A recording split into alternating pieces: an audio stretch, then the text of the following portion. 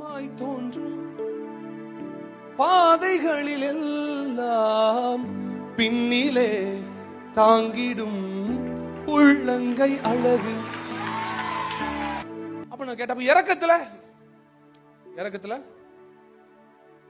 அப்ப நீங்க முன்னால போய் தான் இறக்கத்துல அப்படி காப்பாத்தினா வயலு குடல் வெளியே வந்துடும். ஆண்டவர் இப்படி முன்னால நின்று உங்களை அப்படி அமுக்குனாருன்னா அப்ப என்ன ஆண்டவரே செய்வீங்க?